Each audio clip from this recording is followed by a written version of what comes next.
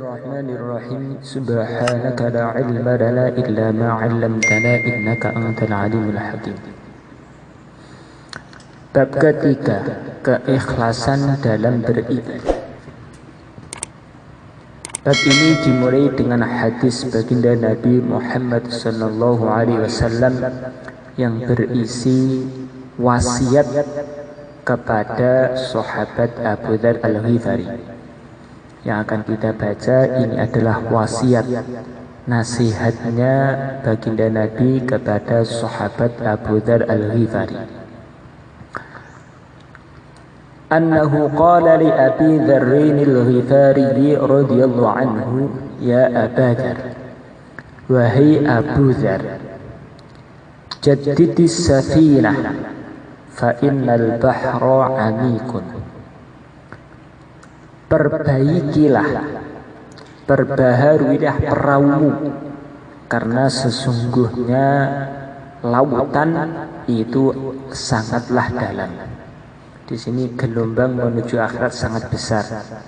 Tapi kalau ikut apa yang ada ditulis teks Arabnya, sebenarnya karena lautan itu dalam. Yang kedua, khudziz zada kamilan. Perbanyaklah perbekalan menuju akhirat. Itu di sini diterjemahkan makna, bukan terjemah asli. Kalau letternya, ambillah bekal yang sempurna. Fa inna safara, karena perjalanan amatlah jauh. Wa khaffifil hamla fa innal 'aqabata kathubun. Ringankan beban, karena perjalanan menuju ke sana tidaklah mulus. Kalau di Arabnya al-aqobah itu, aqobah itu perjalanan untuk mendaki gunung. Kathubun itu sangat berat. Sebenarnya di sini ada 4 nasihat, tapi di sini ada ditulis 3. Kalau yang asli teks Arabnya, dalam terjemahnya di sini ada yang kurang, ada 4.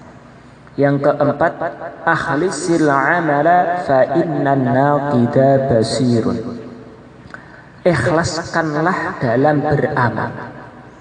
Jagalah keikhlasan dalam beramal, karena sesungguhnya yang menilai baik dan buruk amal kita, amal adalah basirun, zat yang maha melihat. Ikhlaskanlah dalam beramal, jagalah keikhlasan dalam beramal, karena sesungguhnya yang menilai baik buruk amal adalah zat yang maha melihat. Niat ikhlas segala amal yang kita kerjakan, terutama amal menuju akhirat, supaya kita memperoleh pahala yang besar dan terhindar dari azab Allah yang pedih. Di sini ada 4 nasihat, kata Imam Nawawi. Di sini dalam nasihat baginda Nabi kepada Abu Dzar, beliau mengumpamakan perjalanan kita ke akhirat ini seperti orang yang sedang berlayar, sedang naik mengadakan suatu safar, perjalanan melewati lautan. Lautannya sangat dalam, gelombangnya sangat besar, dan perjalanannya sangat jauh. Karena lautannya ini sangat dalam, gelombangnya pun besar, dan juga sangat jauh, maka yang harus disiapkan yang pertama, perahunya itu betul-betul perahu yang berkualitas, perahu yang baik. Jangan perahu-perahu yang sudah lama dipakai, banyak bocornya, sudah tayangan. Kalau seperti ini khawatir nanti tidak sampai tujuan. Yang kedua, karena perjalanannya itu jauh, tentu bekalnya harus banyak. Kalau nanti bekalnya hanya sedikit, di tengah jalan habis bekal, kelaparan, bisa-bisa mati di tengah jalan. Maka begitu juga perjalanan menuju akhirat, Ini sangat-sangat berat dan sangat-sangat jauh. Untuk menghadapi perjalanan ke akhirat yang begitu berat, di mana nanti di alam kubur, di dunia ini sendiri sudah banyak fitnah-fitnah yang menyesatkan. Tambah dekat dengan kiamat, fitnahnya tambah hari tambah besar. Lebih-lebih ketika nanti Dajjal keluar, fitnahnya sangat-sangat besar. Banyak orang yang tertipu dengan fitnahnya Dajjal. Ini baru di dunia. Belum nanti dikubur mendapatkan pertanyaan-pertanyaan dari Mungkar dan Nakir. Belum nanti di padang mahsyar, bagaimana matahari begitu dekat, kemudian bumi yang diinjak ini bagaikan tembaga, kemudian setelah itu ada hisab. Setiap gerak-gerik, bahkan gerakan jari pun nanti akan dipertanyakan apa tujuannya. Kedipan mata pun ditanya kenapa mengedipankan mata. Setelah itu ada lagi melintasi sirat yang begitu mengerikan, berada di atas neraka. Andaikan sini ujung sirat, padang mahsyar, hisab, kemudian di sini ada jembatan, di bawah jembatan ada neraka. Di samping kanan kiri jembatan ada semacam cakar-cakar dari besi yang akan menggait orang-orang yang lewat di atasnya. Kemudian di akhir jembatan di sini barulah ada surga. Melihat perjalanan yang begitu berat, maka yang kita siapkan kalau melewati lautan, maka harus menyiapkan perahu yang betul-betul baik. Nah, untuk menghadapi ujian-ujian yang akan dihadapi di dunia ini sendiri sampai nanti di akhirat supaya bisa sampai ke surga, maka yang harus diperhatikan adalah keikhlasan dalam beramal. Bukan hanya amal, tetapi amal yang betul-betul ikhlas. Harus senantiasa diwaspadai niat dalam beramal. Seperti perahu, kalau perahunya ini perahu yang sudah rusak, nanti perahu tidak akan bisa menghantar kita sampai tujuan. Begitu juga apabila amal yang kita kerjakan ini niatnya tidak ikhlas, amal ini tidak bisa menghantar kita masuk ke dalam surga, akan berhenti di tengah jalan. Yang kedua, karena perjalanan jauh tentu bekalnya harus banyak. Perjalanan ke akhirat itu juga sangat-sangat jauh, maka bekal amal itu juga harus banyak. Selain memperhatikan keikhlasan, juga harus memperhatikan banyak sedikitnya amal.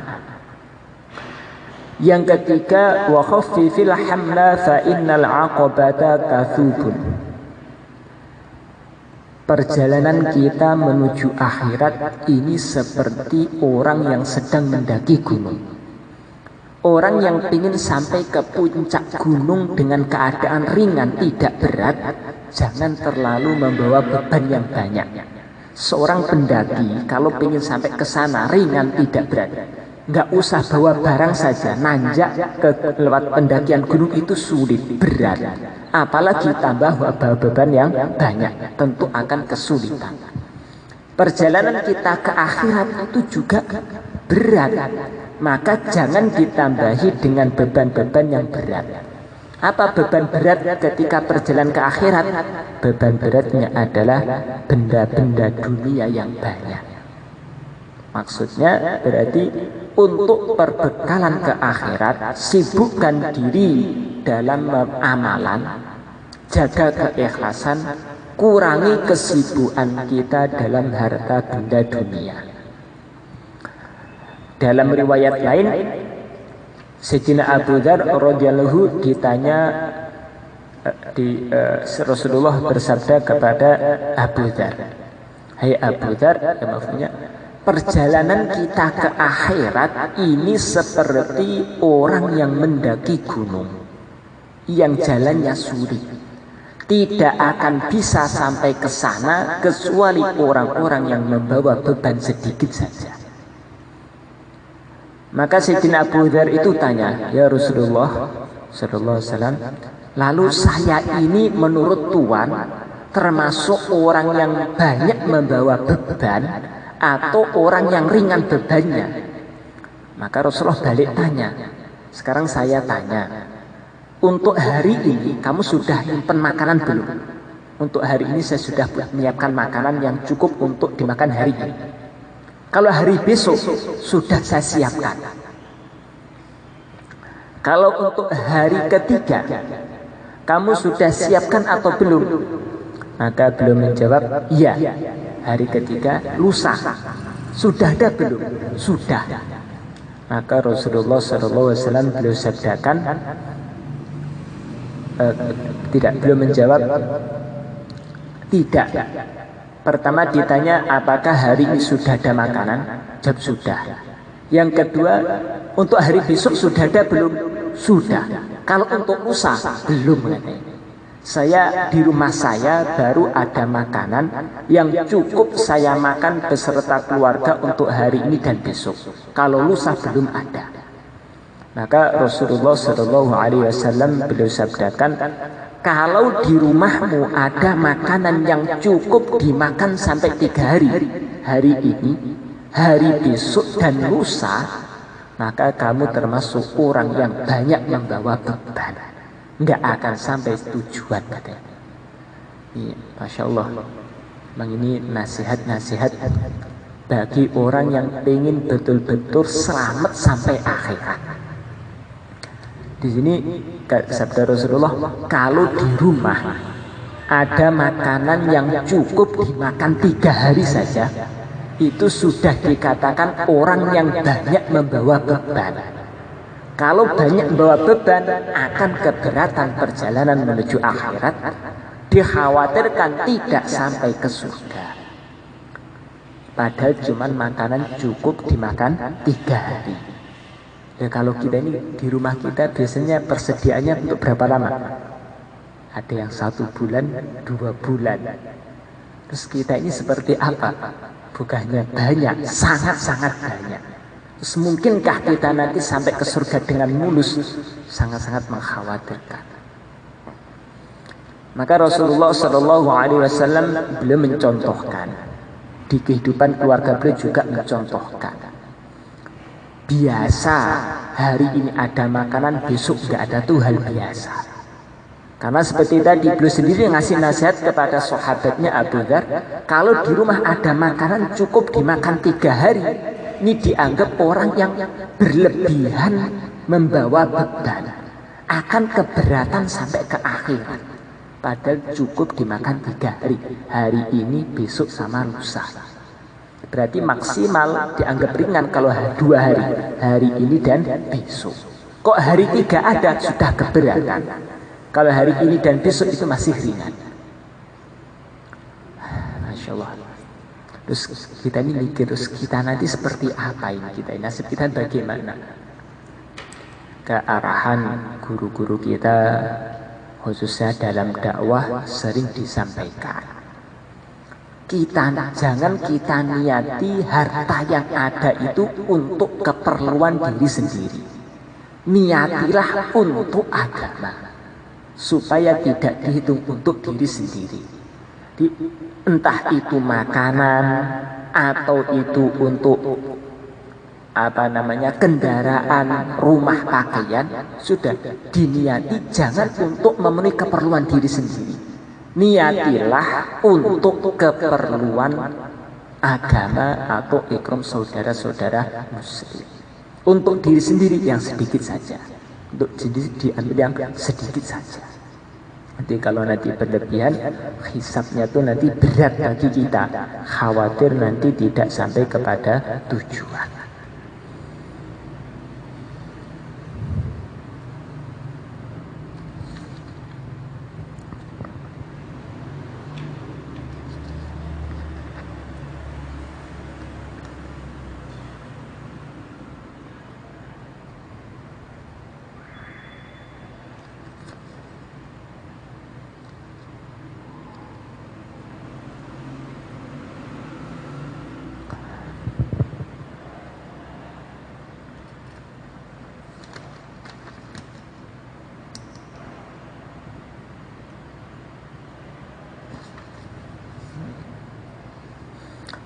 Yang ketiga, yang keempat, nasihatnya yang di sini tidak ditulis terjemahnya, jagalah keikhlasan dalam beramal.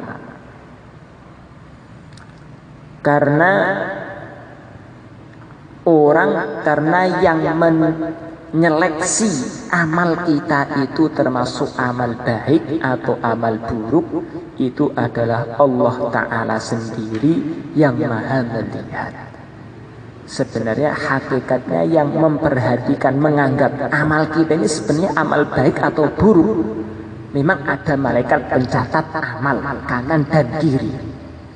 Tetapi yang nanti disuankan kepada Allah, yang nilai akhir ini amal baik atau buruk adalah Allah Ta'ala. Sebagaimana dulu di akhir kitab Bidayatul Hidayah, nasihat Rasulullah kepada Sayyidina Abdullah ibnu Mas'ud. Di akhir hadis tersebut diceritakan ada amalan menurut para malaikat yang jaga di langit pertama sampai ke-7 itu dianggap amal baik. Ternyata ketika disuankan Allah Ta'ala dianggap itu masih belum baik, niatnya belum ikhlas. Maka di sini Rasulullah yang keempat ngasih nasihat, jagalah betul, perhatikan betul keikhlasan dalam beramal. Karena yang memperhatikan amal kita, yang menilai amal kita itu baik atau buruk, Allah Ta'ala. Allah Maha mengetahui apa yang ada dalam hati kita. Menurut malaikat itu dianggap baik, ternyata ada di hadapan Allah masih belum dianggap amal yang baik.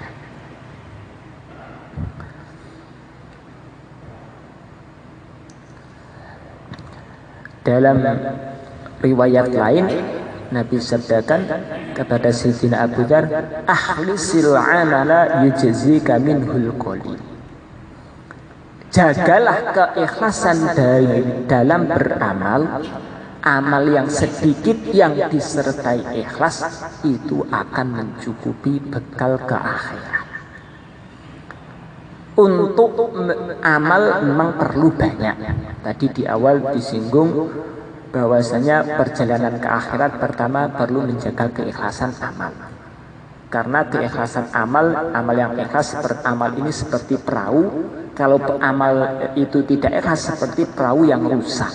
Kalau amal itu ikhlas seperti perahu yang baik, berkualitas, akan bisa mengantar ke tujuan. Yang kedua, perbanyak amal. Karena perjalanan jauh bekal harus betul-betul sempurna. Ketika dua ini nggak mampu kita gabungkan, yang perlu dinomorsatukan, diutamakan apa? Keikhlasan dalam beramal. Yang perlu dinomorsatukan. Tapi tidak boleh kita berdalil amal sedikit yang penting ikhlas lebih baik daripada amal banyak dengan alasan meninggalkan amal. Itu suatu keliruan. Diajak nggak usah banyak-banyak, dikit amal itu lebih baik daripada banyak. Itu katanya kata-kata yang benar tapi salah penggunaan, alasan orang yang malas beramal. Maksud di sini bukan seperti itu. Kadang-kadang seperti kisah para ulama terdahulu, untuk menjaga keikhlasan beramal, mereka menunda dulu beramal, memperhatikan niat dulu. Ketika mau amal, tidak langsung amal. Umpamanya mau sholat, tidak langsung sholat, tetapi sebelum sholat berhenti sejenak, merenung. Saya ini sholat mau apa? Sudah ikhlas betul. Diluruskan betul dulu niatnya dalam amal. Ditarhib dulu supaya betul-betul ikhlas. Setelah itu baru mulai amal. Ya tentunya ketika kita memperhatikan seperti ini, tentunya jumlah amal yang kita lakukan tidak sebanyak kalau langsung mulai amal tanpa memperhatikan keikhlasan.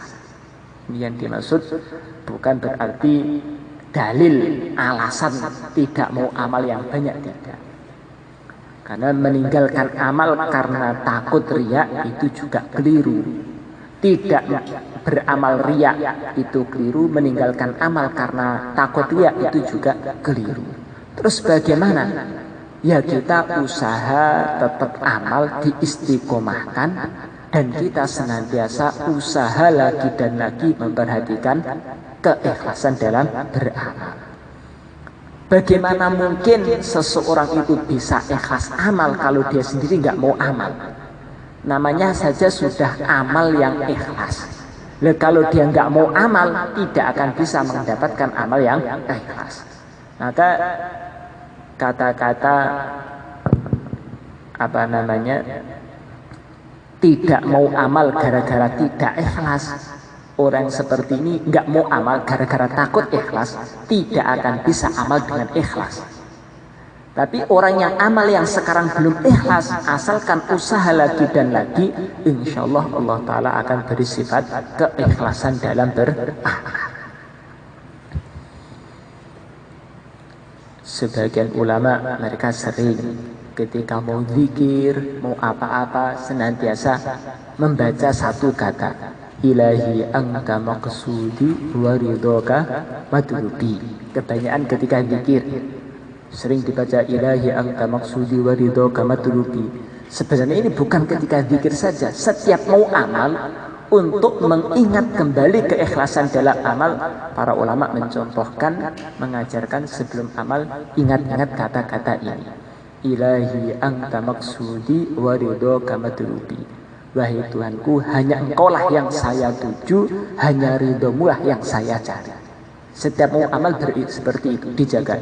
Ilahi anta maksudi wa ridhoka matlubi. Ya Allah, Engkaulah yang saya tuju dalam amal ini, dan hanya ridho Engkaulah yang saya cari dalam amal ini. Ketika amal itu dilakukan dengan keikhlasan, amal yang sedikit akan mencukupi. Amal yang sedikit akan mendatangkan nusratullah.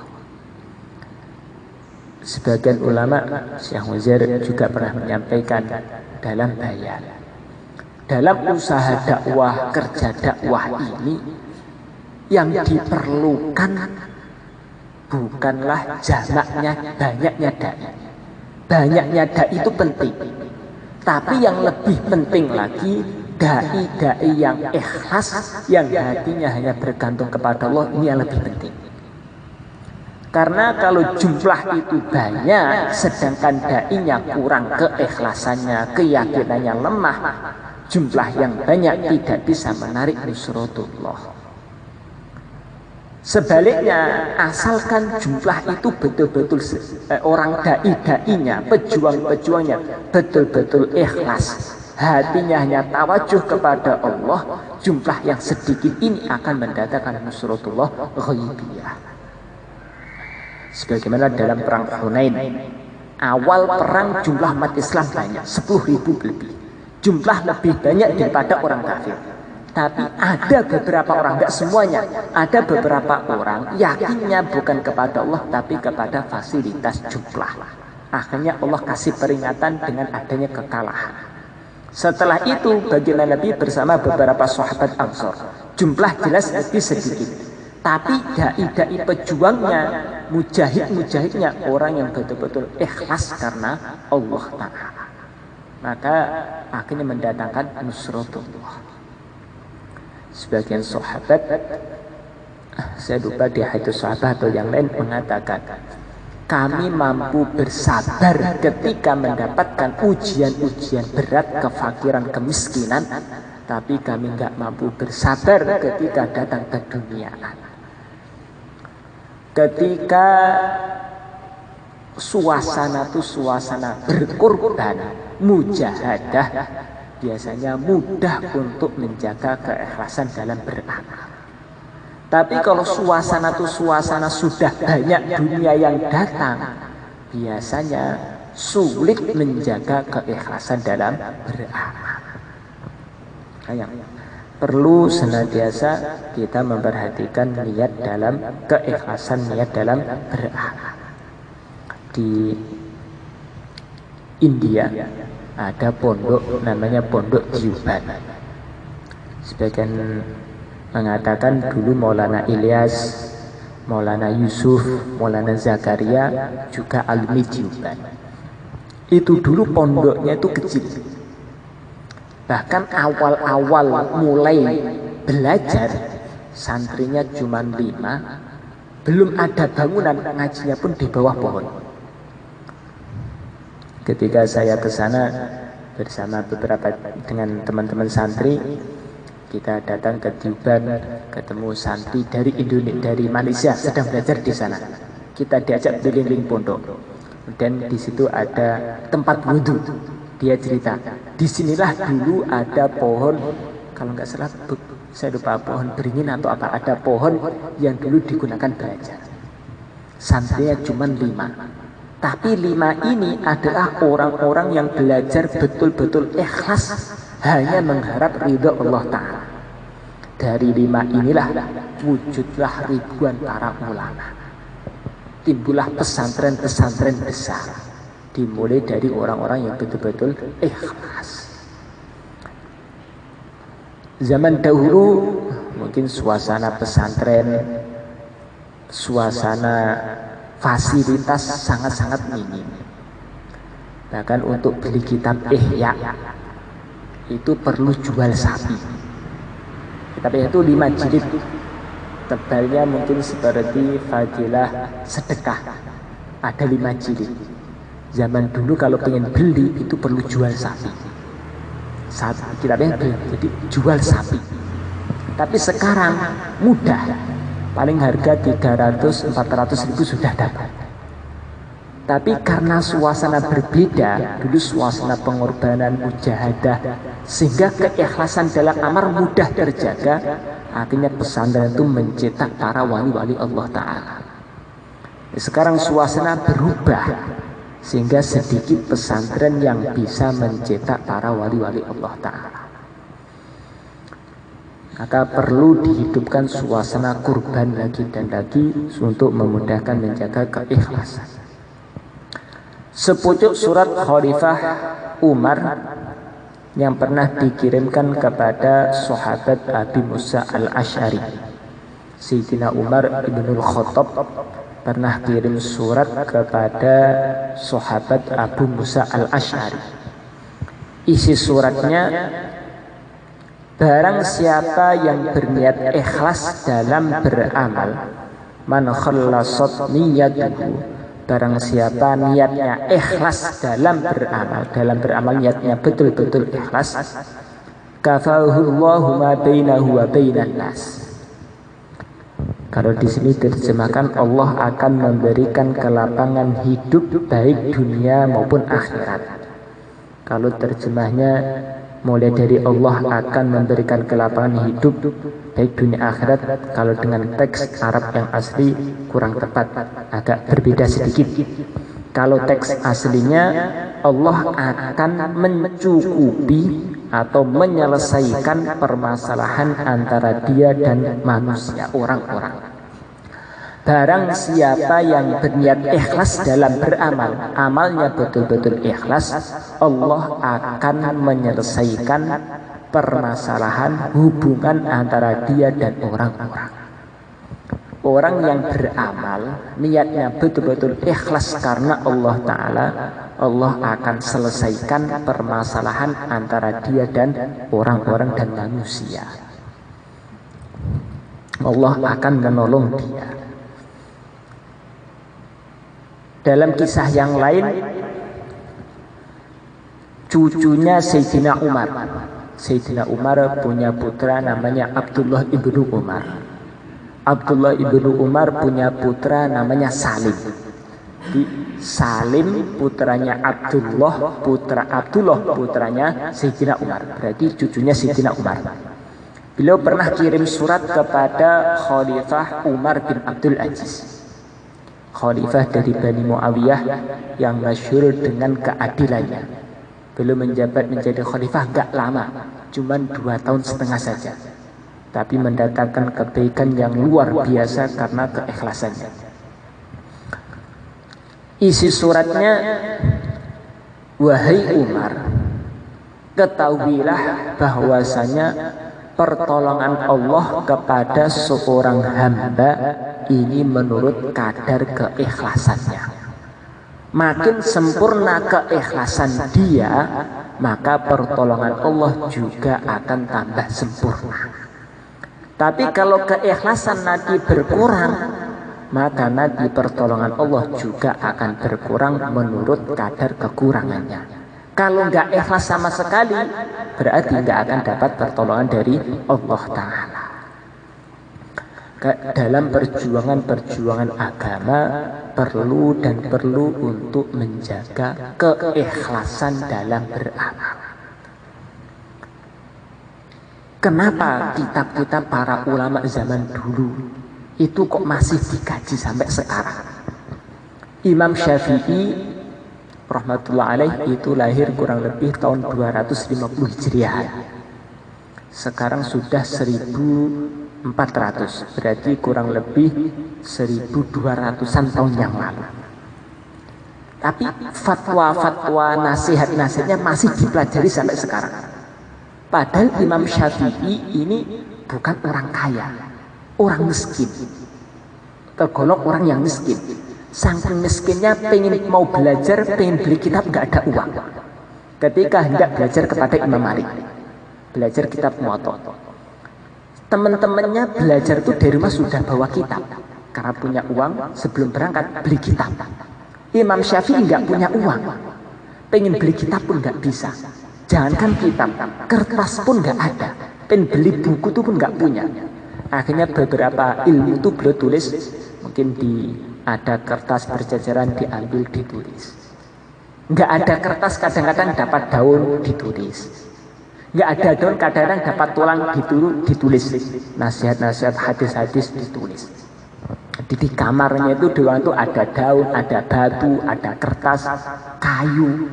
Isinya adalah ilmu. Apalagi kok nyetak kitab, jelas nggak punya.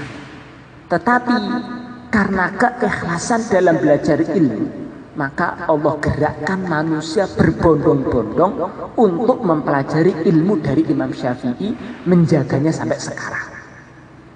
Inilah ketika seorang itu ikhlas, maka Allah Ta'ala datangkan pertolongannya secara sempurna. Imam Syafi'i punya murid namanya Imam Muzani. Imam Syafi'i ada 3 murid senior, di antaranya Imam Buwaiti, Imam Muzani, dan Robi Al-Muradi. Imam Muzani punya kitab namanya Mukhtasar Muzani. Ketika beliau ngarang, selesai ngarang, khawatir niatnya nggak ikhlas, maka kitabnya itu dibuang ke lautan, kemudian doa, ya Allah, kalau saya betul-betul ikhlas, jagalah kitab saya. Maka dibuang ke laut yang tenggelam. Tapi yang ajib, 5 tahun setelah itu kitab muncul kembali di tepi pantai, di tepi sungai, tanpa ada luntur tintanya sama sekali. Padahal sudah 5 tahun yang lalu. Setelah nulis selesai, takluk ikhlas atau tidak. Kalau nggak ikhlas, nggak ada gunanya. Kalau nggak ikhlas, bukan mendatangkan kebaikan, bisa mendatangkan keburukan. Ya sudah, datang ke lautan, ya Allah, kalau betul-betul ikhlas, jagalah kitab saya. Buang bismillah ke lautan. 1 hari, 2 hari, ditunggu nggak muncul. Bismillah, tawakkaltu ala Allah. Berarti mungkin kemarin kurang ikhlas. Tapi yang ajib, 5 tahun setelah itu kitab itu muncul kembali. Ada. Jadi karena ikhlas, akhirnya kitab itu diriwayatkan terus sampai sekarang masih ada. Ulama-ulama dulu tuh kadang-kadang saking khawatir tidak ikhlas, dites sendiri, kitabnya buang ke lautan. Kalau kita suruh niru seperti itu, mungkin kitabnya langsung hanyut, hilang, habis. Semoga Allah Ta'ala memberi kita sifat keikhlasan dalam beramal.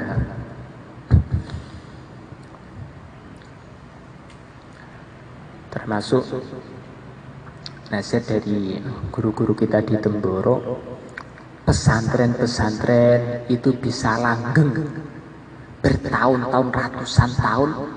Itu kenapa? Kalau kita lihat keliling di Indonesia saja, itu banyak kita temui. Dulu ada pesantren, sekarang nggak ada. Ada pesantren itu bertahan sampai ratusan tahun. Lirboyo itu mungkin sudah sampai 300 tahun. Sidogiri itu juga 300-400 tahunan. Sekarang nggak tahu sudah generasi keberapa. Tapi ada juga pesantren itu belum ada puluhan tahun, baru beberapa tahun sudah habis santrinya. Awal-awal didirikan rame, tapi setelah itu habis. Saya pernah keluar di daerah Jawa Barat, daerah Bandung, daerah mana itu lupa saya, sama kawan sana diajak keliling Bu Susi. Hampir setiap desa itu dulunya ada bangunan di pesantren dulu katanya. Itu pesantren tapi dulu bangunannya masih ada, santrinya sudah tidak ada. Kenapa? Kiainya meninggal, putranya nggak bisa meneruskan. Sebagian bangunannya masih ada, kiainya ada, santrinya sudah nggak ada. Kenapa seperti ini? Di antara penyebabnya karena keikhlasan dalam beramal. Siapa yang betul-betul ikhlas lillahi ta'ala, maka Allah akan jadikan dia asbab kebaikan di mana-mana. Tapi orang tua kalau nggak menjaga keikhlasan dalam beramal, dalam hal apapun itu, entah dalam belajar, dalam dakwah ataupun zikir, walaupun mungkin urusan keilmuan dia ilmunya tinggi, urusan kecerdasan dia mungkin cerdas, tetapi kalau keikhlasan tidak terjaga, maka hati manusia tidak akan tergerak untuk belajar ilmu dari dia. Maka perlu kita senantiasa doa kepada Allah supaya bisa ikhlas dalam beramal. Maka termasuk fadhailul a'mal itu dianjurkan oleh para masyayikh kita dibaca setiap hari, supaya kita ini dalam amal itu pertimbangannya itu bukan karena dunia, tapi pertimbangannya karena fadilah pahala-pahala nanti yang didapatkan di akhirat. Termasuk fadilah keuntungan orang yang sering membaca fadhailul amal, akan mudah menjaga keikhlasan dalam beramal. Pendorongnya itu apa? Dengar fadilah ini akhirnya semangat. Termasuk kategori dalam keikhlasan. Ketahuilah bahwa dapat diterima di sisi Allah, amal yang dapat diterima di sisi Allah hanya tergantung pada keikhlasan amalnya. Di sini terjemahnya ada yang kurang. Kalau isi surat hanya sedikit saja, seperti yang tadi saya terjemahkan, siapa yang berniat ikhlas dalam beramal, maka Allah akan mencukupi hubungan dia atau permasalahan antara dia dan orang-orang. Cuma sedikit ini saja. Adapun di sini ketahuilah bahwa dapat diterima di sisi Allah hanya tergantung pada keikhlasan. Artinya ini soal kelihatannya salah ketik kelihatannya. Karena maknanya pun juga kocar-kacir.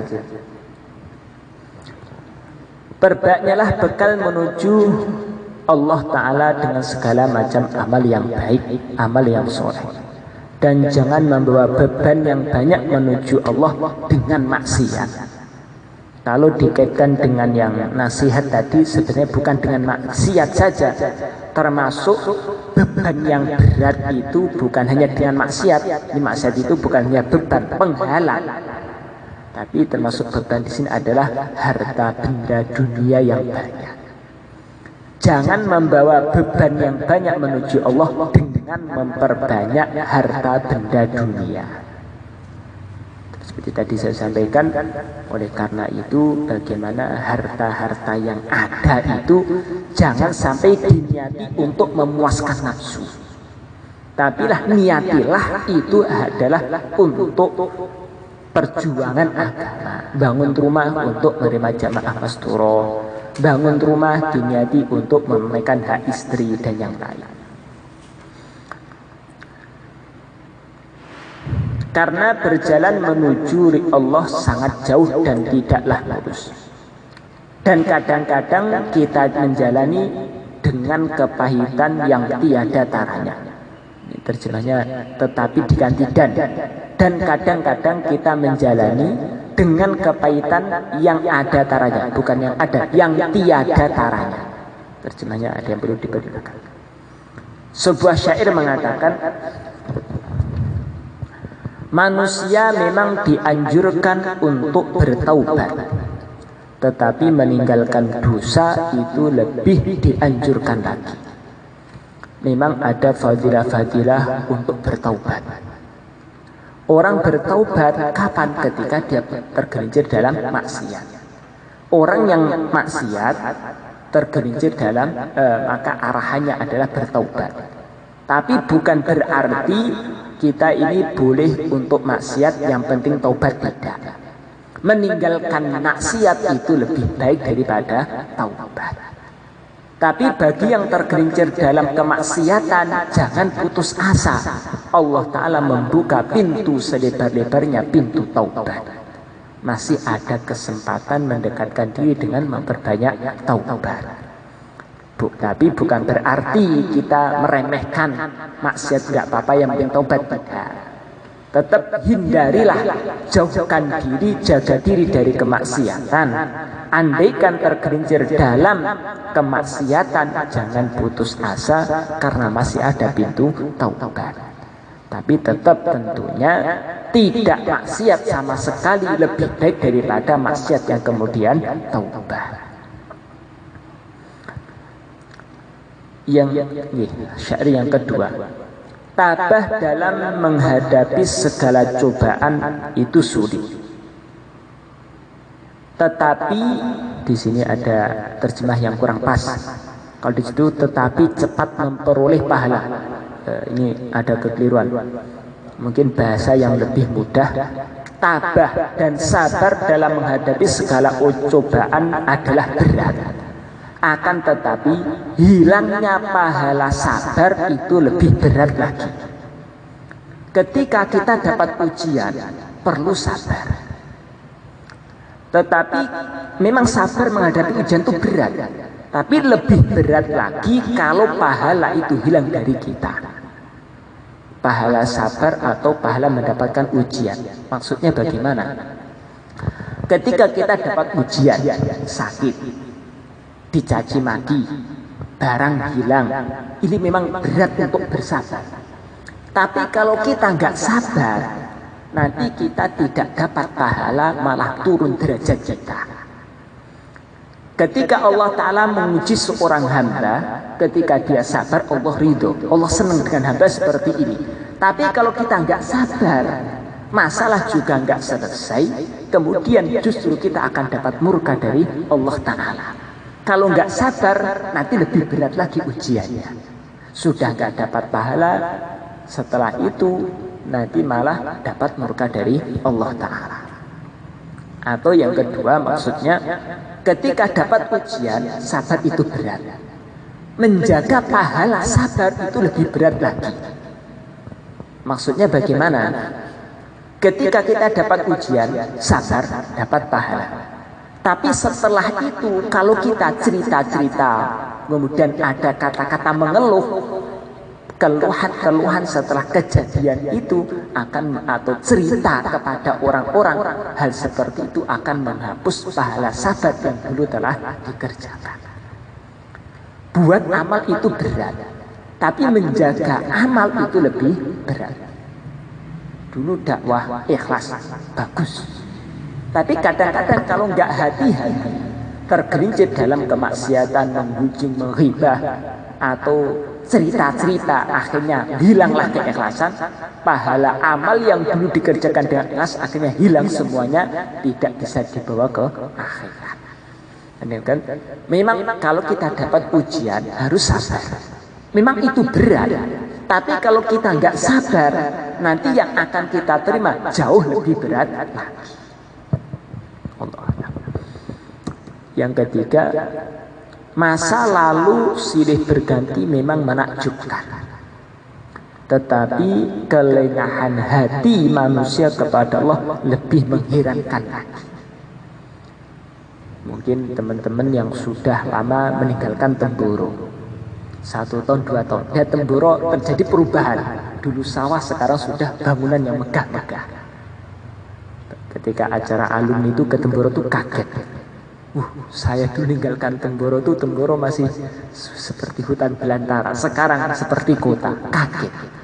Lebih menakjubkan lagi ketika seseorang itu senantiasa diperhatikan Allah, dilihat Allah, tapi dia lalai dari Allah Ta'ala. Ini sebenarnya lebih aneh lagi. di hadapan Allah kok nggak ingat kepada Allah, ini lebih heran lagi, lebih menakjubkan lagi. Peristiwa yang akan datang tentu terasa lebih dekat. Keadaan-keadaan yang akan terdatang itu seolah-olah terasa dekat. Sebentar lagi akan ada gini-gini. Sudah ada rencana-rencana.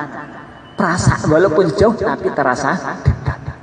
Tapi sebenarnya ada yang lebih dekat daripada rencana-rencana itu. Apa itu? Kematian. Seseorang rencana, saya umpamanya, insya Allah tahun depan akan keluar IPB atau keluar negeri jauh 4 bulan. Sudah dirancang seolah-olah dekat dipersiapkan. Tapi dia nggak sadar bahwasanya kematian itu lebih dekat dari apa yang dia rencanakan. Makanya harus lebih hati-hati lagi. Karena kematian itu dekat, tapi jarang orang yang merasa kalau itu suatu hal yang dekat. Ingat lupa kepada Allah suatu hal yang aneh, tapi jarang orang yang merasa itu suatu hal yang aneh, yang menakjubkan.